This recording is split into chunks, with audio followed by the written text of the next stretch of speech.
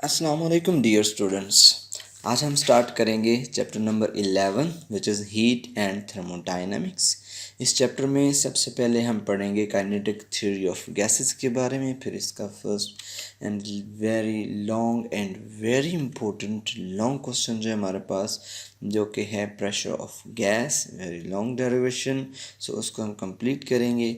So I request you student कि आप अपने फ्री टाइम में इस वीडियो को देखें, क्योंकि इसकी डेरिवेशन थोड़ी सी लेंथी है, हमें इसको कंप्लीट करने में थोड़ा सा टाइम भी लगेगा, बट इंशाअल्लाह स्टेप बाय स्टेप मैं आपको सारी कैलकुलेशंस वेरी इजी वे में समझाऊंगा। और ये वीडियो देखने के बाद इंशाअल्लाह प्रेशर ऑफ गैस की जो आपकी रीडिंग्स होंगी, डेरिवेशंस होंगी, उनसे रिलेटेड आपका कोई क्वेश्चन भी बाकी नहीं रहेगा। सो हम स्टार्ट करते हैं काइनेटिक थ्योरी ऑफ गैसेस से। सो इसमें कुछ की पॉइंट्स मैंने जो आपकी बुक में से निकाले हैं वो ये हैं। काइनेटिक थ्योरी जो है वो डिस्क्राइब करती है बिहेवियर ऑफ गैसेस को, एंड सेकेंडली ये रिलेट कर रही होती है मैक्रोस्कोपिक प्रॉपर्टीज़ को एंड माइक्रोस्कोपिक प्रॉपर्टीज़ को। अब मैक्रोस्कोपिक प्रॉपर्टीज़ और माइक्रोस्कोपिक प्रॉपर्टीज़ में स्टूडेंट देख, आपके पास मैक्रो में टेम्परेचर, प्रेशर एंड वॉल्यूम आ रहा है, और माइक्रोस्कोपिक प्रॉपर्टीज़ में हमारे पास लाइक काइनेटिक एनर्जी है। ये it provides mathematical model to study the behaviour of gases. मैंने स्टार्ट में बताया कि कैलकुलेशंस एंड डेरिवेशंस हैं, उन्हें हमें सॉल्व करना है। दैट मीन्स कि ये क्या करती है हमें कि मैथमेटिकल मॉडल्स दे रही है कि किस चीज़ के लिए, बिहेवियर ऑफ द गैसेस के लिए। सो नाउ स्टूडेंट्स, सबसे पहले हम बात करते हैं कि आइडियल गैस की क्या है। इसमें मैंने की पॉइंट्स लिए हैं, वही की पॉइंट्स फर्दर जाके हम यूटिलाइज करेंगे किस में, जो कि आपके आएंगे postulates of the kinetic theory of gases. Student first point जो मैंने नोट किया है that is rigid microscopic balls, यानी गैस के मॉलिक्यूल्स जो हैं, जब हम बात करते हैं आइडियल गैस की तो वो एज लाइक होते हैं हमारे पास जैसे rigid molecules of the balls होते हैं। Finite volume has large number of molecules, यानी हमारे पास कोई एक छोटा सा कंटेनर भी हम ले लें ना, तो उस कंटेनर के अंदर हम अगर एक फाइनाइट लाइक हम कहते हैं कि 1 kg मैंने उसमें गैस जो है वो इंसर्ट कर दी है, तो 1 kg of the gas has finite volume gas, large number of, उसमें बहुत ज़्यादा मॉलिक्यूल्स गैस के आ जाएंगे। So no force of attraction or repulsion. Ideal gas की बात हो रही है, we are not talking about real gas, मतलब बहुत सी चीज़ें डिफरेंट हैं। So no force of attraction और repulsion, perfectly elastic equations mean कि इसमें काइनेटिक एनर्जी हमारी कंजर्व रहती है। इस पॉइंट को आपने कंसिडर करना है। प्रेशर ऑफ गैस में सबसे पहले आपका ये वाला पॉइंट जो है, इससे हम अपनी कैलकुलेशंस को स्टार्ट करेंगे। परफेक्टली इलास्टिक कोलिजन है and exert force only during collision. वैसे कोई अट्रैक्शन रिपल्शन फोर्सेस नहीं है, लेकिन जैसे ये कोलाइड करेंगे तो ये फोर्स को एक्सर्ट करेंगे एक दूसरे के ऊपर। ऑब्वियसली कोलिजन में तो होगा। Separation between two molecules should be greater than size of gas molecules. Very simple है कि दो मॉलिक्यूल्स के दरमियान जितनी सेपरेशन है, जितना वक्फा आ रहा है, वो एट लीस्ट जो है वो गैस मॉलिक्यूल्स का जो साइज़ है ना, क्या होना चाहिए, separation between two molecules should be greater than the size of gas molecules, उससे बड़ा होना चाहिए। चलिए स्टूडेंट्स, अब बात करते हैं postulates of the kinetic theory of gases. सारी बातें मैं आपको ये बता चुका हूँ अभी इस वीडियो के अंदर। So the finite volume gas molecule consist of very large number of molecule, ये बात मैंने आपको बता दी। Number 2, size of the molecule is much smaller than the separation between molecules. ठीक है, the gas molecules are in random motion and may change their direction of motion after every collision। जैसे हम बात करते हैं कि बिलियर्ड बॉल्स हैं, हम बिलियर्ड बॉल से एक दूसरी बॉल को टच करते हैं, अगर वो उसके सेंटर ऑफ मास पे ही जाके टच करेगी, वाइट बॉल की बात करते हैं, तो वाइट बॉल वहाँ पे रुक जाएगी, लेकिन सेकंड कलर जो जिसके साथ उसने जाके कोलाइड किया है वो फर्दर उतनी ही वेलोसिटी के साथ आगे मूव करना स्टार्ट कर देगी, उतनी काइनेटिक एनर्जी के साथ। दैट मीन्स कि एक तो काइनेटिक एनर्जी जो है वो कंजर्व है। एंड फिर नेक्स्ट पॉइंट देखें जी, collision between gas and molecules themselves and with walls of container are assumed to be perfectly elastic and molecules exert no force on each other except during collision। यानी वैसे उनके दरमियान कोई attraction repulsion की force नहीं होती है, but जब वो कोलाइड करते हैं तो ऑब्वियसली फिर वो एक दूसरे के ऊपर फोर्स एक्सर्ट करते हैं। सो स्टूडेंट्स, यहाँ से हम स्टार्ट करने लगे हैं कि अपनी प्रेशर ऑफ गैस के लिए डेरिवेशन, इसको आपने बड़े ध्यान से सुनना है। स्टेप बाय स्टेप मैं सारी चीज़ें आपको बताऊंगा। सबसे पहले डिफाइन करते हैं प्रेशर क्या होता है। Pressure of gas is merely the momentum transformed per second per unit area due to the continuous collision of molecules of the gas। ठीक है स्टूडेंट, वैसे हम सिंपल प्रेशर की डेफिनेशन क्या करते हैं, force per unit area is called pressure. But यहाँ पे हमें पता फोर्स इज इक्वल टू क्या होता है, rate of change of momentum. तो rate of change of momentum को अगर हम एरिया से डिवाइड करें तो वो हमारे पास वहाँ से ये डेफिनेशन जो है हम इस डेफिनेशन को ऐसे लिख सकते हैं। चलें स्टूडेंट, अब हमारा डेस्टिनेशन क्या है इस आर्टिकल को पूरा जब हम प्रेशर की कैलकुलेशन कर लेंगे at the end of the derivation मेरे पास ये रिजल्ट आना चाहिए प्रेशर का कि 2/3 n0 times average kinetic energy. Okay, so की पॉइंट्स क्या हैं अपने डेस्टिनेशन तक पहुंचने के लिए। सबसे पहले मुझे चेंज इन मोमेंटम कैलकुलेट करना है। चेंज इन मोमेंटम कैलकुलेट कर लूँगा तो फिर मैं कैलकुलेट करूँगा चेंज इन टाइम। जब चेंज इन टाइम भी कैलकुलेट कर लूँगा, ये दोनों क्वांटिटीज़ मेरे पास आ जाएंगी, देन इसका मतलब है कि मैं फोर्स कैलकुलेट कर सकता हूँ। अब फोर्स में देखें स्टूडेंट, मेरे पास क्या चीज़ है, फोर्स में delta P by delta T. अभी मैंने यहाँ पे आपको बताया momentum transformed per unit area. ठीक है, पर second per unit area. That means कि यहाँ से आप पहले हमें फोर्स कैलकुलेट करनी है। जब फोर्स कैलकुलेट कर लूँगा, प्रेशर का formula force per unit area, तो फिर मैं प्रेशर भी कैलकुलेट कर सकता हूँ ऑब्वियसली। चलिए स्टार्ट करते हैं हम अपनी डेरिवेशन को प्रेशर ऑफ गैस के लिए। अब यहाँ पे पहले इनिशियली इसका थोड़ा सा आपने सेटअप समझना है कि लेट्स सपोज कि मेरे पास एक क्यूब है, उसमें मैंने गैस के मॉलिक्यूल्स को ऑब्जर्व कर दिया। सारे के सारे मॉलिक्यूल्स देखे रैंडम मोशन में, हर किसी की अपनी एक पर्टिकुलर डायरेक्शन में मोशन है। कोई चलिए हम अज्यूम करते हैं जहाँ पे मेरे पास एक गैस का मॉलिक्यूल है, मैंने इसको रेड कलर से रिप्रेजेंट किया, थोड़ा डिफ्रेंशिएट हो जाएगा। इसका मास m1 है और ये अलोंग एक्स एक्सिस मूव कर रहा है और इसकी वेलोसिटी जो है वो v1x है। ठीक है, x साथ इसलिए लिखा क्योंकि वेलोसिटी की डायरेक्शन किधर, along x axis. Okay, now students देखिए, अब इसका मैं इनिशियल मोमेंटम लेता हूँ कि मास m1 है विद वेलोसिटी v1 मूव कर रहा है, तो इसका इनिशियल मोमेंटम क्या आ गया, mv1।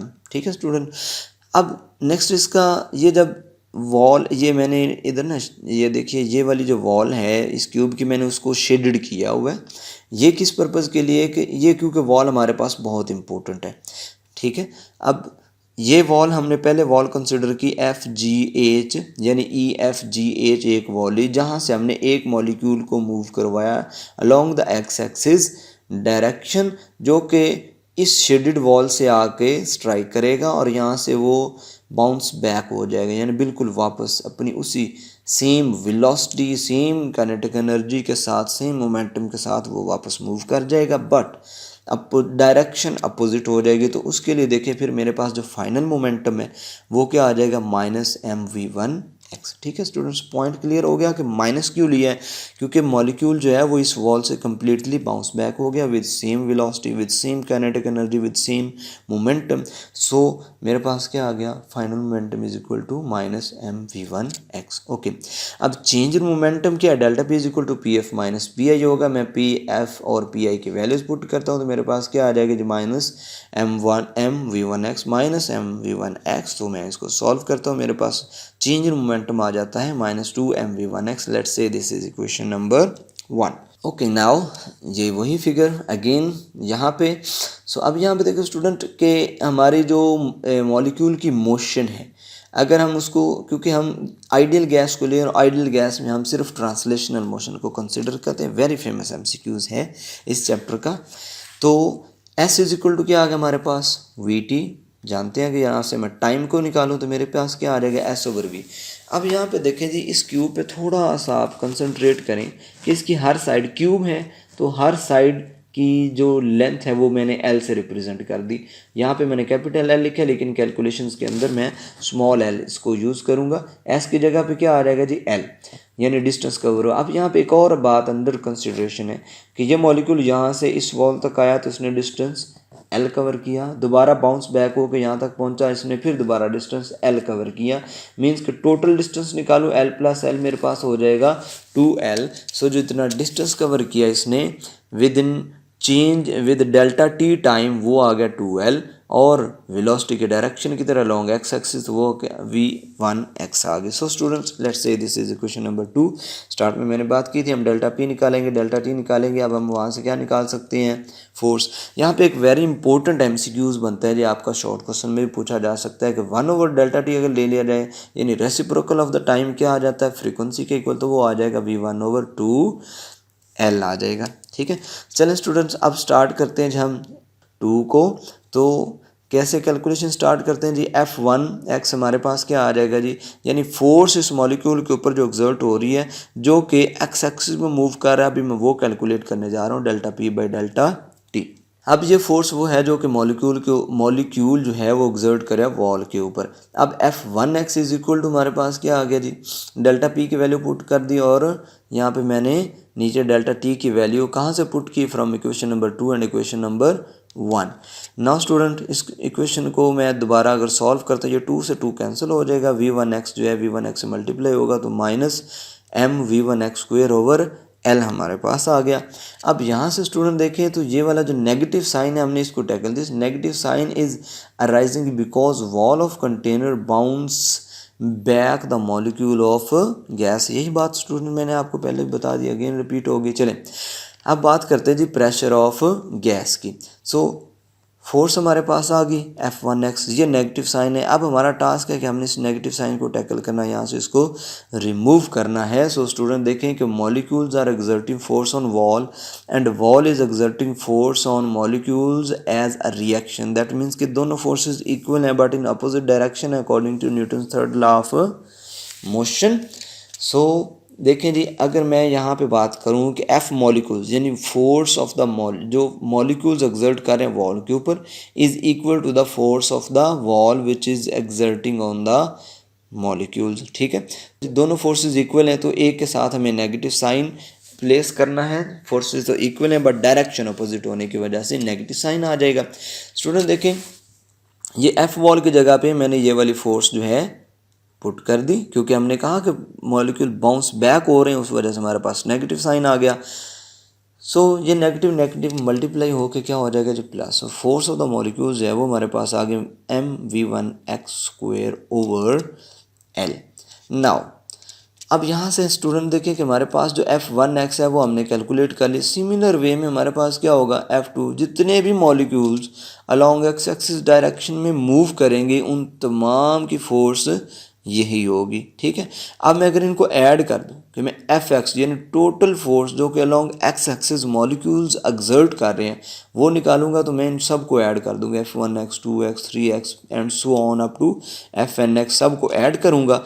तो ऐड करूंगा तो मेरे पास क्या रिजल्ट आएगा जी, देखें इनमें से m/L मैंने कॉमन ले लिया, सारी स्क्वायर ऑफ द वेलोसिटीज़ का जो है वो हमारे पास सम आ रहा है। अब यहाँ से देखें f1x हमने कैलकुलेट कर लिया। अब प्रेशर की बात आ गई कि हम प्रेशर कैलकुलेट करेंगे लॉन्ग एक्स एक्सिस जो कि अप्लाई हो रहा है। सो प्रेशर का फॉर्मूला क्या था, force per unit area. Force हमने निकाल ली, एरिया का हमें पता है, लेंथ मल्टीप्लाई लेंथ कर देंगे जिस क्यूब में हमने अपनी गैस को रखा हुआ है। Student force Px is equal to Fx/L², यानी एरिया की जगह मैंने क्या पुट कर दिया L², length multiplied by length. So मेरे पास आ गया एरिया। सो अब यहाँ पे 1/L² में इसको ज़रा सेपरेट कर लिया f की वैल्यू। अब यहाँ पे f की जगह पे मैं उसकी ये वाली वैल्यू जो हमने ये वाली वैल्यू कैलकुलेट की है यहाँ पे मैंने f की वैल्यू पुट कर दी। अब 1/L² टाइम्स L जो है ये हमारे पास L³ हो जाएगा और ऊपर हमारे पास m है। रेस्ट ऑफ द वैल्यूज़ हमारे पास स्क्वायर ऑफ द वेलोसिटी जो है वो सारी ऐड हो रही। सो स्टूडेंट यहाँ से आगे बड़ा इंपॉर्टेंट एक चेंज आता है इसमें कि आपने अब m/L को यहाँ से रिमूव करना है। रिमूव करना मीन्स इसकी जगह पे हमने कुछ और चीज़ लेकर, कहाँ से, कि डेंसिटी से। डेंसिटी हमें पता क्या होता है जी, density rho is equal to mass per unit volume होता है student. So rho is equal to mass per unit volume. Volume क्या आ जाएगा इन केस ऑफ क्यूब जो हमने यूज़ किया, सारी उसकी साइड्स की लंबाई जो हमारे पास है वो L हमने कंसिडर की तो उसका वॉल्यूम L³ आ जाएगा। ठीक है, सो L³। अब यहाँ से फर्दर देखें जी density for n number of molecules, ये क्या है डेंसिटी फॉर 1 मॉलिक्यूल। अब हमारे पास अगर n नंबर ऑफ मॉलिक्यूल्स होंगे तो उसके लिए डेंसिटी क्या आ जाएगी, m को n से मल्टीप्लाई कर देंगे, rho is equal to M N over L cube. अब यहाँ से स्टूडेंट देखें इसी इक्वेशन को मैं थोड़ा सा रीअरेंज करता हूँ, rho over n is equal to m over L cube. अब देखिए यही वाला m ओवर एल क्यूब मैंने यहाँ पे लिखा हुआ है, इसलिए मैंने आपको कहा अब यहाँ पे हमने थोड़ा सा चेंज करना है। अब इस m ओवर एल क्यूब की जगह पे मैं क्या पुट कर दूंगा, रो ओवर n। ठीक है स्टूडेंट, यहाँ पे आप इसको नंबर दे सकते हैं, इस इक्वेशन को नंबर दे दे कि 4 इक्वेशन है और इसमें ये वैल्यू पुट कर दें and so on, it's up to you. अपनी नोट्स पे आपने इस चीज़ को कंप्लीट करना है। So P X is equal to हमारे पास ये वैल्यू आ गई। अब स्टूडेंट देखें कि रो को मैंने यहाँ पे रखा, ये n डिवाइड, n क्या है, नंबर ऑफ मॉलिक्यूल्स हैं एंड एज वी नो ये सारी के सारी वेलोसिटीज़ का स्क्वायर है। अगर वेलोसिटीज़ के स्क्वायर जो कि सम हो रहा है उसको मैं n नंबर ऑफ मॉलिक्यूल से डिवाइड कर देता हूँ तो मेरे पास क्या वो उन स्क्वेयर्ड वेलोसिटीज़ की एवरेज आ जाएगी कि नहीं। ठीक है, सो ये मेरे पास क्या फार्मूला बन गया, average of the squared velocity का। So mean squared velocity along x axis मेरे पास ये ब्रैकेट के अंदर इस टाइम सारी लिखी हुई हैं। सो मैंने अब इसको क्या किया, कंक्लूड कर दिया, ये एक मिनिमाइज करके मैंने छोटा सा जब उसको लिखने की कोशिश की तो मेरे पास P X is equal to क्या, रो इनटू पैरेंथेसिस के अंदर मैंने लिख दिया V X square which is representing that the mean average, या फिर कह सकते हैं कि मीन स्क्वेयर्ड वेलोसिटी। ठीक है, मीन स्क्वेयर्ड वेलोसिटी। चलें स्टूडेंट्स आगे मूव करते हैं। जब हमने कैलकुलेट कर लिया कि P pressure along x axis हमारे पास पी एक्स ये आ गया, हमने इसको इक्वेशन नंबर 3 का नाम दे दिया। एंड सिमिलरली प्रेशर जो अलोंग एक्स एक्सिस होगा वही प्रेशर अलोंग वाई एक्सिस भी होगा, वही प्रेशर अलोंग जी एक्सिस भी होगा गैस के मॉलिक्यूल्स का। And as the motion of molecule is random, therefore mean square velocity of all the component velocities will be equal to, किसके equal आ जाएगी, क्योंकि तमाम का जब प्रेशर सेम है तो ऑब्वियसली मोशन उनकी सेम है, उनकी रैंडम मोशन है तो वो हर साइड पे एक ही जैसी मोशन करेंगी, सेम वेलोसिटी के साथ मूव करेंगे। तो हमारे पास तमाम velocities along x axis, along y axis and along z axis, तमाम वेलोसिटीज़ का स्क्वायर जो है, एवरेज स्क्वायर्ड वेलोसिटी जो है वो क्या आ जाएगी, सेम आ जाएगी। तो हमने सबको सेम किया, जनरलाइज कर दिया, एक्स स्क्वायर ये वी वाई स्क्वायर ये वी जी स्क्वायर ऐड हो रही थी ना वेलोसिटीज़, तो इनको मैंने जनरलाइज कर दिया, सबको वी एक्स बना दिया। अब इनको ऐड करूँगा तो क्या आ जाएगा, v square is equal to 3 times the v x square. ठीक है, अब इसमें से अगर मैं क्या करूँ कि इस इक्वेशन को रीअरेंज करूँ तो वी एक्स स्क्वायर जो है उसको साइड पे करूँगा तो मेरे पास 1/3 वी स्क्वायर आ जाएगी, यानी ये 3 इधर आकर डिवाइड हो गया, 1/3 वी स्क्वायर आ गया। Now students putting this value, अब ये वाली जो वैल्यू निकली इसको मैं यहाँ पे इक्वेशन नंबर 3 के अंदर पुट करता हूँ तो देखिए मेरे पास P X is equal to क्या आ गया, 1/3 रो टाइम्स वी स्क्वायर। अब यहाँ से आगे मूव करते हैं जी 1/, कि according to Pascal law pressure of the gas everywhere inside the vessel will be the same provided the gas is uniform density या gas has uniform density। so हमारे पास क्या आ जाएगा, P Y is equal to 1/3, यानी हमने x के लिए calculate किया तो वाई और जी के लिए भी सिमिलर ही आ जाएंगी। सो हमने क्या किया जी, P X is equal to P Y is equal to P Z, तो मैंने उनको जनरल कर दिया, P is equal to 1/3 rho V square. अब यहाँ पे ये बच्चों याद रखना है कि पैरेंथेसिस के अंदर लिखा हुआ है ये हमारे पास क्या है, हमने इसको भी कैलकुलेट किया, मीन स्क्वेयर्ड वेलोसिटी है, मीन स्क्वेयर्ड वेलोसिटी। सो इसको मैंने नाम दे दिया, that is equation number 4। This is relation for pressure in terms of mean squared velocity. Next हम देखेंगे relation between pressure and average kinetic energy. अब रो इज इक्वल टू हमें पता है एम एन ओवर वी है। अब यहाँ से मैं अगर ये एम एन ओवर वी जो वैल्यू है किसकी, रो की, इस रो की जगह पे अब मैंने ये वैल्यू पुट कर दी एम एन ओवर वी। अब थोड़ी सी चेंजेस यहाँ पे मैं करूँगा कि मैंने 2 से इधर डिवाइड भी कर दिया और 2 से मल्टीप्लाई भी कर दिया, 2 से मल्टीप्लाई किया 2 से डिवाइड किया। अब और थोड़े चेंजेस करके देखते हैं जी, कि मैंने पैरेंथेसिस के अंदर ले गया हाफ एम वी स्क्वायर को। ठीक है, सो मेरे पास एन ओवर वी जो है ये बाहर रह गए। अब ये एन ओवर वी जो है हमारे पास, इसको देखते हैं जी, एन ओवर वी क्या होता है, that is equal to N naught. ठीक है, so where N over V is equal to N naught. N naught क्या हमारे पास, these are the number of molecules per unit volume, यानी ये हमें बता रहा है एन क्या है, number of molecules, V is the volume. ठीक है, तो ये मेरे पास क्या आ जाएंगे, number of molecules per unit volume. So आप देखें कि हमारे पास n0 और 2/3 एक पर्टिकुलर वॉल्यूम के अंदर हमने जितने नंबर ऑफ मॉलिक्यूल्स इंसर्ट कर दिए वो तो चेंज नहीं होंगे, दैट मीन्स कि उनको भी हम कांस्टेंट कंसिडर कर सकते हैं। तो कांस्टेंट करेंगे 2/3 भी कांस्टेंट है तो हम इसको लिख सकते हैं P is equal to constant average kinetic energy.